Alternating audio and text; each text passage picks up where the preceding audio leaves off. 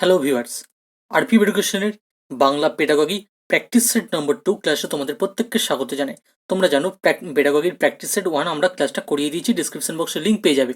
তোমাদের target upcoming যে primary TET এবং বিশেষত সিটেট খুব শীঘ্রই হতে চলেছে, এবং আপার প্রাইমারি প্রত্যেকটি ক্ষেত্রে পেডাগগি কিন্তু দেখে রাখতেই হবে। ঠিক আছে, প্রাইমারি টেটের ক্ষেত্রেও কিন্তু তোমাদেরকে অ্যাডভান্স করার জন্য রাখতেই হবে। আজকে আমাদের প্র্যাকটিস সেট নম্বর 2। চলো দ্রুত ক্লাস করবো। তোমরা ডিসক্রিপশন বক্সে টেলিগ্রাম চ্যানেলের লিঙ্ক এবং আমাদের সমস্ত বাংলা ক্লাসের প্লেলিস্টের লিঙ্কও তোমরা পেয়ে যাচ্ছ। সেখানে সমস্ত ফ্রি ক্লাস প্রোভাইড করা হয়েছে তোমাদের জন্য। দেখো, 3 থেকে 4 সেকেন্ডের মধ্যে তোমরা অ্যান্সার করার চেষ্টা করবে। প্রত্যেকে ভিডিওর কমেন্টে জানালেই বেস্ট হয়। ঠিক আছে, দেখো প্রথম কোশ্চেন তোমাদের জন্য। LAD বা ল্যাড, এই ল্যাডের পূর্ণ রূপ কি? মনে রাখবে, এটা কিন্তু পেডাগগি প্র্যাকটিস সেট। শুধুমাত্র বেঙ্গলি পেডাগগি থেকে আমরা ক্লাসগুলো অ্যারেঞ্জ করছি। আরও প্রত্যেকটি টপিকেরও করবো, কিন্তু এটা হচ্ছে বেঙ্গলি পেডাগগি। হ্যাঁ, এখানে গ্রামাটিক্যাল পার্ট নেই। Learning associative device, learning acquisition device, learning association device, আর ল্যাঙ্গুয়েজ, প্রত্যেকটা ল্যাঙ্গুয়েজ হবে। এটা প্রথমটা লার্নিং, তারপরে এগুলো ল্যাঙ্গুয়েজ অ্যাকোমোডেটিভ ডিভাইস। এই টপিকটা নেওয়া হয়েছে ল্যাঙ্গুয়েজ অ্যান্ড অ্যাকুইজিশন টপিক থেকে। এটা মনে রাখবে, গুরুত্বপূর্ণ টপিক। এখান থেকে দুটো করে পেডাগগির কোশ্চেন আসবে। ল্যাঙ্গুয়েজ অ্যান্ড অ্যাকুইজিশন, এটা খুব গুরুত্বপূর্ণ। তো মনে রাখবে, অ্যাকুইজিশন কথাটা বলে দিচ্ছি যখন, তখন অ্যান্সার এটাই হবে, ল্যাঙ্গুয়েজ অ্যাকুইজিশন ডিভাইস। LAD, এই টপিক থেকে যে প্রশ্নটা নেওয়া হয়েছে সেটাও হচ্ছে ল্যাঙ্গুয়েজ অ্যান্ড অ্যাকুইজিশন টপিকটার নাম। একের দাগের তাহলে খ বা বি হয়ে যাচ্ছে রাইট অ্যান্সার। নেক্সট দেখে নাও, এগুলো ভালো, বাংলাটা ভালো করে করলে তোমরা ইংলিশ পেডাগগি ক্ষেত্রেও কিন্তু সিটেটের জন্য ভেরি ভাইটাল যে টপিক, সেটাও কিন্তু হাই স্কোরিং তোমরা মার্কস করতে পারবে। তাই বাংলাটা ভালো করে করো, ইংলিশও আমরা ক্লাস আনছি তোমাদের জন্য। সহপাঠক্রমিক কার্যাবলী কি? যা পাঠের উৎকর্ষ দান করে, যা পাঠের উৎকর্ষ বাড়ায় ও সহায়তা দান করে, মূল পাঠের সঙ্গে সম্বন্ধ রহিত বা সম্বন্ধহীন, নাকি মূল পাঠের ভাবনাকে সংকুচিত বা ছোট করে বা সংক্ষিপ্ত করে? সঠিক উত্তর কি হয়ে যাবে? সহপাঠক্রমিক কার্যাবলী, কোকারিকুলার অ্যাক্টিভিটি। এই অ্যাক্টিভিটিসগুলো কি হয়? এই অ্যাক্টিভিটিসগুলো হয়, এটা কিন্তু পাঠের উৎকর্ষ, মনে রাখবে এটা ইংরাজির ক্ষেত্রেও কাজে লাগবে। পাঠের উৎকর্ষটাও বাড়ায় এবং পাঠ যে করাচ্ছে তার সেই বিষয়ে সহায়তা প্রদান করে। তাই খ হয়ে যাবে রাইট অ্যান্সার। ইংলিশেও যখন থাকবে co curricular activities is dash, তখন কিন্তু এই টপিক থেকে ইংরাজি কোশ্চেন এইভাবে থাকবে। ঠিক আছে, তখন অ্যান্সার হয়ে যাবে এটা, উৎকর্ষ এবং সহায়তা। তোমরা দেখলেই বুঝতে পারবে। আমরা করাবো যদিও ইংলিশ পেডাগগি, তোমাদের অনেকের রিকোয়েস্ট আছে। দেখো, শিক্ষণীয় বিষয়কে মূর্ত করার জন্য শিক্ষক ব্যবহার করেন শিক্ষা উপকরণ, প্রশ্ন ও উত্তর, চক, ডাস্টার, ব্ল্যাকবোর্ড। মূর্ত করার জন্য, মূর্ত আর বিমূর্ত এই বিষয়টা জানো, আরোহী অবরোহী এই বিষয়গুলো জানতে হবে। তো মূর্ত করার জন্য শিক্ষক মহাশয় বা শিক্ষিকা মহাশয় কি ব্যবহার করবেন? এখানে এই চারটির মধ্যে কোনটি সব থেকে মোস্ট অ্যাপ্রোপ্রিয়েট মনে হচ্ছে? মনে রাখবে, এখানে অ্যান্সার হয়ে যাচ্ছে কিন্তু শিক্ষা উপকরণ। এগুলো আলাদা আলাদা করে বলা আছে, এই সবগুলোকে নিয়েই হচ্ছে শিক্ষা উপকরণ।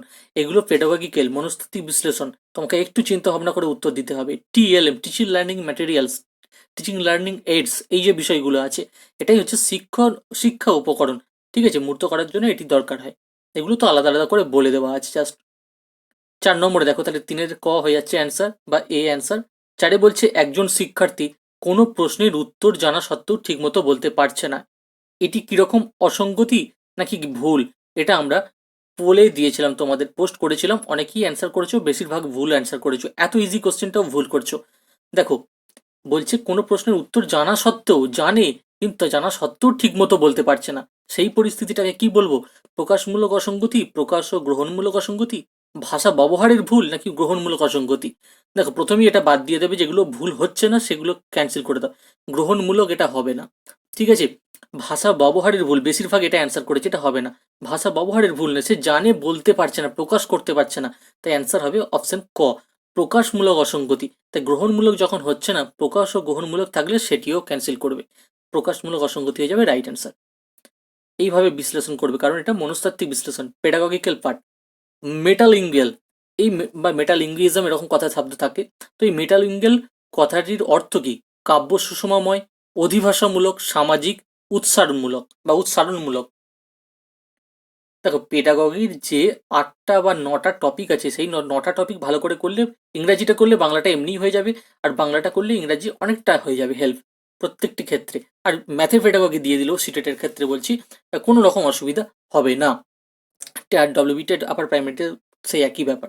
তো এখানে রাইট অ্যান্সার যেটা হয়ে যাবে সেটা হচ্ছে এখানে তোমাদের অধিভাষামূলক, মেটালিঙ্গুয়াল। দেখো ল্যাঙ্গুয়েজ, লিঙ্গুয়াল, বিলিঙ্গুয়াল, দ্বিভাষা, এটা তোমরা জানো। তাই মেটালিঙ্গুয়াল যখন হয়ে যাবে সেটা হয়ে যাবে অধিভাষামূলক, আর বিলিঙ্গুয়াল কথাটি থাকলে সেটা দ্বিভাষী বা দ্বৈভাষিক যেটাকে বলা হয়।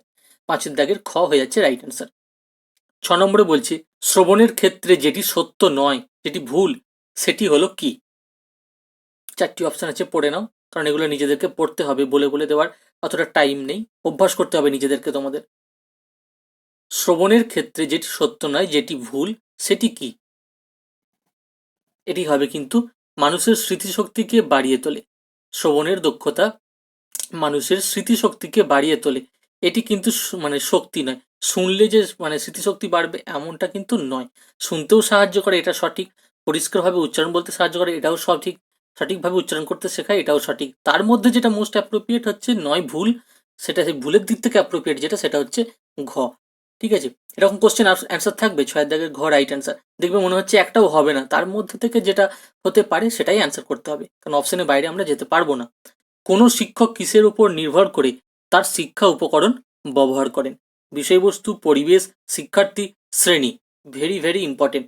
ইংলিশের ক্ষেত্রে এই কোশ্চেনগুলো আসতে পারে, ইংলিশ পেডাগোগিতে সিটেড আপার প্রাইমারি এবং ডব্লিউ প্রাইমারিটাও দিয়ে দিলে এই কোশ্চেন আসতে পারে। Very very important.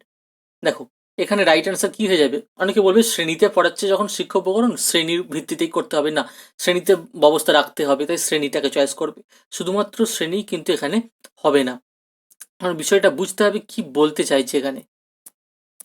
যে বিষয়ে পড়ানো হয় সেটাই হচ্ছে বিষয়বস্তু, তাই অ্যান্সার হয়ে যাবে বিষয়বস্তু।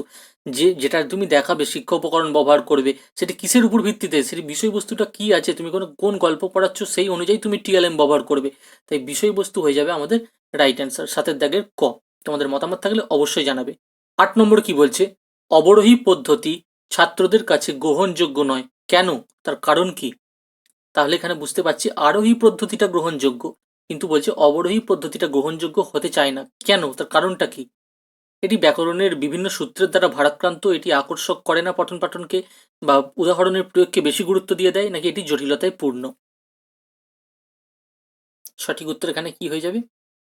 দেখো আরোহী অবরোহী, এটা আমরা একটু আগে আলোচনা করছিলাম, মূর্ত বিমূর্ত। এখান থেকে বেশিরভাগ কোশ্চেন কিন্তু প্রত্যেক দিন একটা দুটো করে তোমাদের দিচ্ছি, যাতে কোশ্চেন এলে ভুল না হয়। এটি মনে রাখবে, এখানে কিন্তু বিভিন্ন ব্যাকরণের সূত্র আছে, সেই ব্যাকরণের সূত্রের দ্বারা কিন্তু একটু ভারাক্রান্ত টাইপের, কারণ অতিরিক্ত এখানে অনেক সূত্র থাকে, তো সেই কারণে ব্যাকরণ জাতীয় যে বিভিন্ন সূত্র, সেই কারণে একটু ভারাক্রান্ত লাগে মানে শিশুদের পক্ষে, শিক্ষার্থীদের পক্ষে। একের দাগের ক। সেই কারণে আর আরোহী পদ্ধতিতে খুব খুশি মনে তারা করতে চায়, তবে আস্তে আস্তে এটা আরো অবরোহী আরোহী দুটি শিখে যেতে পারে।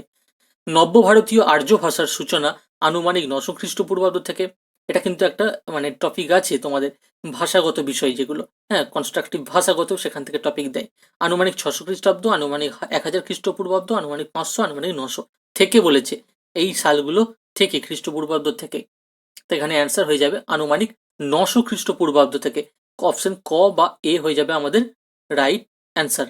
ঠিক আছে, অপশন এ হবে রাইট অ্যান্সার। নব্য ভারতীয় বলেছে, প্রাচীন ভারতীয় নয়, বুঝবে নব্য ভারতীয় আর্য ভাষা।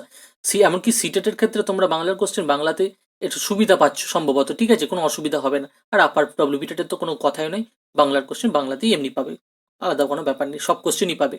আর সিটেটের ক্ষেত্রে বাংলাটা বাংলায় থাকছে, বাকিগুলো তোমরা করতে পারছো নিজের মানে সেম ল্যাঙ্গুয়েজে, অর্থাৎ ইংলিশে থাকলে ইংলিশ বা হিন্দি। ভাষা ব্যবহারের কৌশল আয়ত্ত হলে শিক্ষার্থীরা কিভাবে উপকৃত হতে পারে? দ্রুত লিখতে পারে, শুদ্ধ লিখতে পারে, দ্রুত ও নির্ভুলভাবে লিখতে পারে, দ্রুত পড়তে পারে। যারা নতুন তাদের জন্য একটু অ্যানালাইজ করে দিচ্ছি প্রথম প্রথম, যারা পুরাতন তাদেরকে একটু টাইম দিয়ে শুনতে হচ্ছে। তাই বলবো অবশ্যই চ্যানেলটি সাবস্ক্রাইব করে বেল আইকনটা প্রেস করে অল করে দেবে, তাহলে সবার আগে সব নোটিফিকেশন নিজেরাই পেয়ে যাবে। দেখো এখানে রাইট অ্যান্সার কিন্তু হয়ে যাবে দ্রুত ও নির্ভুলভাবে লিখতে পারে, অপশন গ। ভাষা ব্যবহারের কৌশলটা করতে পারলে দ্রুতও লিখতে পারে, আবার নির্ভুলভাবেও লিখতে পারে, তাই দ্রুত ও নির্ভুল দুটি হয়ে যাবে। 10 দাগের গ। নিজেদের উপরে বিচার বিশ্লেষণ করে করবে, এটা পেডাগোগি পাঠ। সংশোধনমূলক শিক্ষণের উদ্দেশ্য হলো ড্যাশ। আচরণের উন্নতি করা শিক্ষার্থীদের, বা সহপাঠক্রমিক যে কার্যাবলীর শিক্ষা দেওয়া, শিক্ষার্থীদের মেধার উন্মেষ ঘটানো, নাকি পিছিয়ে পড়া শিক্ষার্থীদের আলাদাভাবে সাহায্য করা? কোনটি হয়ে যাবে রাইট অ্যান্সার? রেমিডিয়াল টিচিং বলেছে, ইংরেজিতে যখন প্রশ্নটা আসবে দেখবে রেমিডিয়াল টিচিং, সংশোধনমূলক শিক্ষণ। একই ব্যাপারে একটু অ্যানালাইজ করে দিচ্ছি যাতে তোমাদের ইংলিশ পেডাগোগিটাও হয়ে যায় এর মধ্যে। আলাদা ক্লাস তো তোমাদের অনেক প্রচুর রিকোয়েস্ট পেয়েছি, নিশ্চয়ই ক্লাস করবো, তোমরা নিশ্চিন্তে থাকো। দেখো, সংশোধনমূলক শিক্ষণের উদ্দেশ্য এখানে তাহলে কি হয়ে যাচ্ছে অ্যান্সার, শিক্ষার্থীদের যে মেধা সেই মেধার উন্মেষ ঘটানো।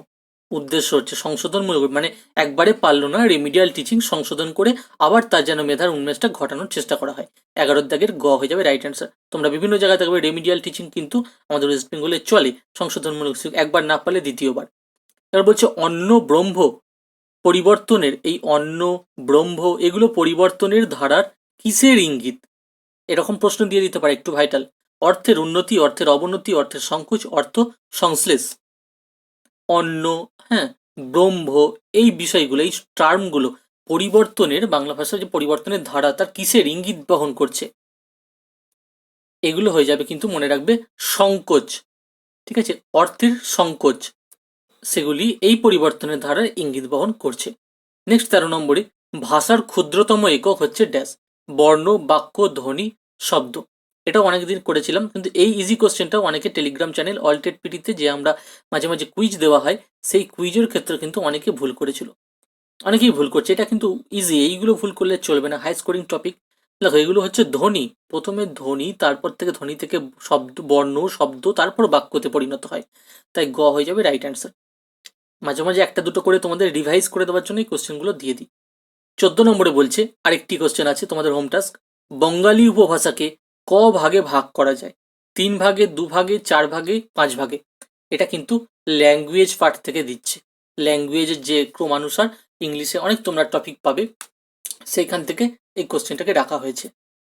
তোমরা জানো ইংরাজির ক্ষেত্রেও কিন্তু semantics, phonetics, growth and development, Bengali language, এই টপিকগুলো পেডাগোগিতে আছে। তাই এখানে রাইট অ্যান্সার বলে দিচ্ছি 2 ভাগে, বঙ্গালী উপভাষাকে 2 ভাগে। যারা ডিটেলস ক্লাস করনি, বাংলার প্লেলিস্টের লিঙ্ক আছে, চটপট তোমরা ক্লাসগুলো করে নেবে একের পর এক পরীক্ষার আগে, ঠিক আছে? দেখো, আজকের লাস্ট কোশ্চেন, তাহলে 14-র মধ্যে কে কত স্কোর পেলে তোমরা ভিডিওর মেন কমেন্টে জানাও, কেউ লাইভ চ্যাটে জানাবে না। আর আজকের তোমাদের জন্য হোম টাস্ক রাখছি একটি, উচ্চশিক্ষায় মাতৃভাষাকে মাধ্যম করার পক্ষে যুক্তি দেখায় কোন কমিশন? রাধাকৃষ্ণন, কলিকাতা বিশ্ববিদ্যালয়, ভারতীয় শিক্ষা কমিশন, নাকি কোঠারি কমিশন? তোমরা এইচটির অ্যান্সারটি ভিডিওর মেন কমেন্টে জানাবে, এছাড়াও কমেন্টে জানাবে 14-র মধ্যে কে কত স্কোর করতে পারলে। ভালো লাগলে অবশ্যই একটা লাইক, কমেন্ট এবং প্রচুর পরিমাণে শেয়ার করে দেবে, বিকজ শেয়ারিং ইজ কেয়ারিং।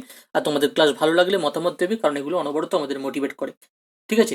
অবশ্যই চ্যানেলটি সাবস্ক্রাইব করে রাখবে, টেলিগ্রাম চ্যানেলে সব লাইভ ক্লাসের আপডেট দেওয়া হয়, সেখানে জয়েন হয়ে যাবে। Thank you for your time.